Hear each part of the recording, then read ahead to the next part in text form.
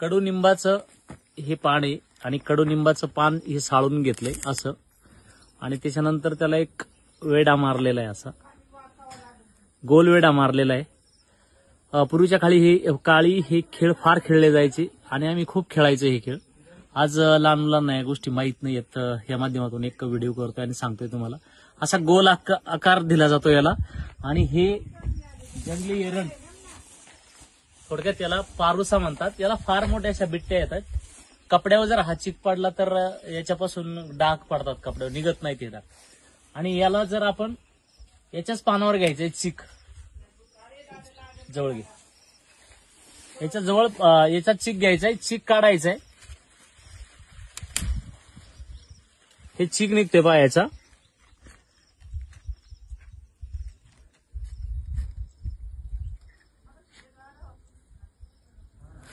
हा चिक आपण पानावर घेतलेला आहे पहा। आणि काय नाही, ही काडी आहे, ही काडी फक्त या चिकामध्ये बुडवायची, आणि ही काडी चिकामध्ये बुडवल्या फक्त फुकायचे असं, असे याच्यापासून फुगे तयार होतात। हे पहा, हे पहा,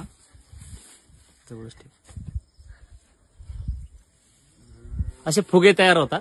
आणि दुसरी गोष्ट, हा जो चिक आहे, हे चिक जर बुडवलं आणि याला जर चोळलं तर साबणासारखा जो फेस असतो तसा फेस याच्यापासून तयार होतो। हे पहा, हे पहा असा। आणि हा चिक जर नॉर्मल जखम असेल, जर जखमेवर लावला तर त्याच्यासाठी आयुर्वेदाचं काम करतोय आपण पाहतोय। हे पहा, पूर्ण सफेद होतंय असा। त्याचा एक फायदा, जुने खेळ होते, खूप दिवसांनी आठवले म्हणून हा दाखवायचा प्रयत्न करतोय। आपणही खेळून पहा एकदा।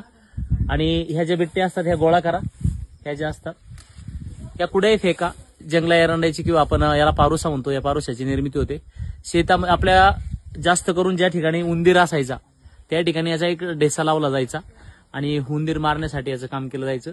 तर ह्या बिट्ट्यांपासून याचे खेळ खेळले जायचे, याच्या आतमध्ये फोडलेलं असायचं। फार सुंदर आहे, आपण एकदा हे झाड नक्कीच पहा आणि अनुभव घ्या। धन्यवाद।